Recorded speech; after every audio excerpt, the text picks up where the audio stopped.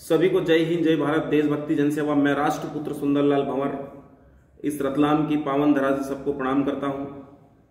दोस्तों, आज mission राष्ट्रपुत्र YouTube channel में आप सभी का स्वागत है।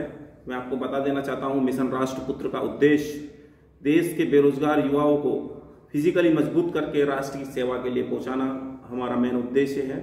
इसी के साथ आज आरपीएफ कांस्टेबल, आरपीएफ एसआई की जो भर्ती निकली है, अधिकांश बच्चे मेडिकल के बारे में तरह तरह के प्रश्न कर रहे हैं। तो उन तरह तरह के प्रश्नों का उत्तर एक ही वीडियो में मैं बता देता हूं और बताने की भरपूर कोशिश करूंगा। आप बहुत सारे यूट्यूबर्स हैं, थोड़ा इधर उधर घुमाने की कोशिश करते हैं और आप वाकई में उसमें कंफ्यूज रहते हैं, तो वो बिल्कुल आपका कंफ्यूज दूर कर देते हैं।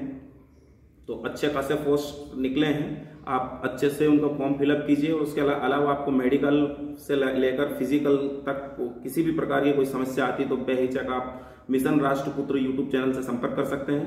प्रारंभ हम करते हैं मेडिकल में जो मेन पॉइंट क्या होते हैं उसके बारे में आपको शुरू से ऊपर से नीचे तक का पूरी जानकारी देता हूं।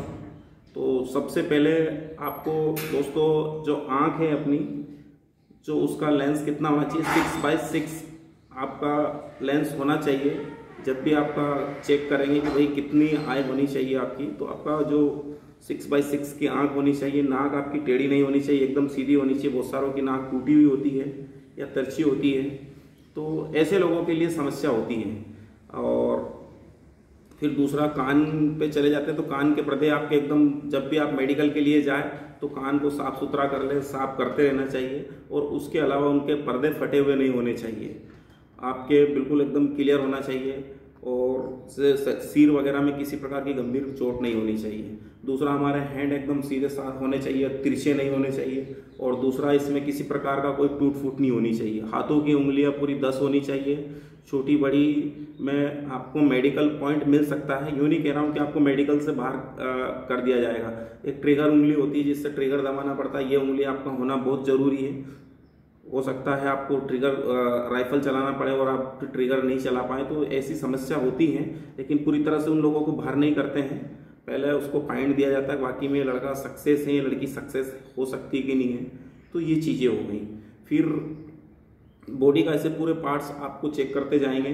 कुछ प्राइवेट पार्ट्स भी आपको चेक करते हैं और उनकी वो भी सही साट होना चाहिए। तो ये है। और फिर हम लोग चेस्ट पे आ जाते हैं। चेस्ट आपका चेक किया जाएगा, इसको नापतोल के माध्यम से भी चेक किया जाएगा और मशीनों के माध्यम से भी चेक किया जाएगा कि इसके अंदर किसी प्रकार की कोई गंभीर बीमारी तो नहीं है। और ऐसे करके आपको कई तरह तरह के जो चेकअप होंगे, यदि आप पॉजिटिव रहते हैं तो आपको किसी प्रकार की समस्या नहीं होती है। दूसरा, ब्लड प्रेशर चेक किया जाता है आपका। अधिकांश जैसे ही आप डॉक्टर के पास बैठते हैं, मेडिकल देने जाते हैं, जैसे आपको ब्लड प्रेशर, आपका बीपी चेक किया जाएगा, आप घबरा जाते हैं। घबराने के बाद या तो हाई हो जाता है या लो हो जाता है। दोनों परिस्थिति में तो डॉक्टर को कहीं ना कहीं शंका उत्पन्न हो जाती है कि यार ऐसा नहीं कि आदमी को कोई बीमारी है। तो आप जब भी मेडिकल देने जाए एकदम पॉजिटिवली जाए, मजबूत रूप से जाए। वाकई में आपने जीवन में जो मेहनत करी है उस मेहनत का आपको फल मिलने वाला रहता है। और उस समय जाके आप घबरा जाते हैं तो कहीं ना कहीं उस चीज़ का आपको नुकसान उठाना पड़ सकता है। तो जब भी मेडिकल जाए एकदम पॉजिटिव होके जाए। दूसरा, बहुत सारे ऑपरेशंस होते हैं, पेट में हुए, चेस्ट में हुए, तरह तरह के, वो ऑपरेशन गंभीर नहीं होने चाहिए। हालांकि बहुत सारों के जैसे टाँके लगाते हैं ऑपरेशन के दौरान, तो बहुत सारे ऐसे बताते हैं कि सर मेरे टाँके लगे हुए हैं, मेरे गठान का ऑपरेशन हुआ है, मेरे कई तरह के ऑपरेशंस होते हैं। सर्जरी बोल सकते हैं उसको।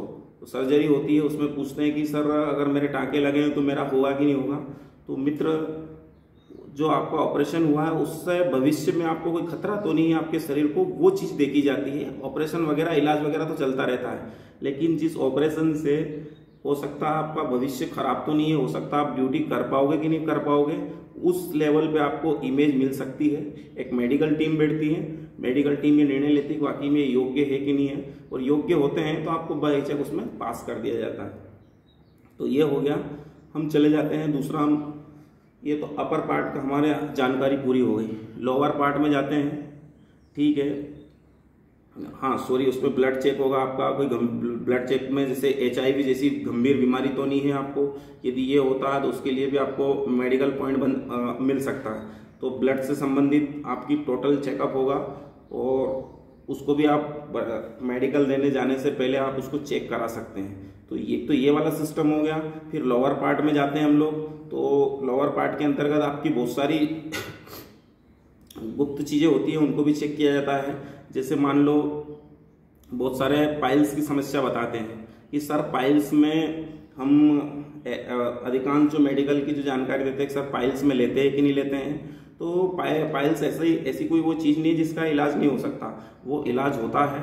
मेडिकल टीम बैठती है, उसमें वाकई में सही हो सकता है कि नहीं हो सकता है, उसको फिर आप मेडिकल चेक करवा के उसको सही करवा के आप भर्ती दे सकते हैं।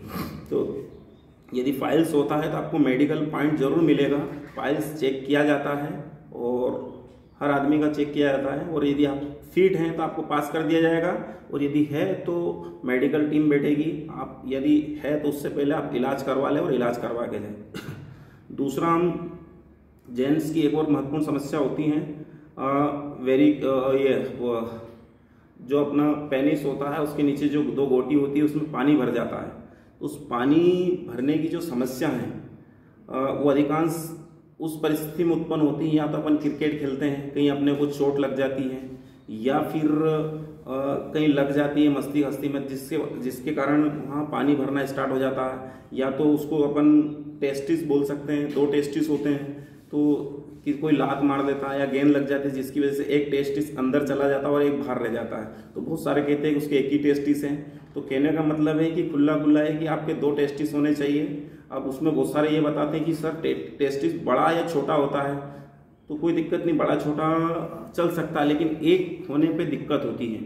एक कब होता है, या तो गेंद की लगने से अंदर चला जाता है, या प्राकृतिक रूप से वो जो शुरू से ही जो जेनेटिकली एक ही आया है, ऐसा सिस्टम, ऐसी परिस्थिति में आपको मेडिकल पॉइंट बन सकता है।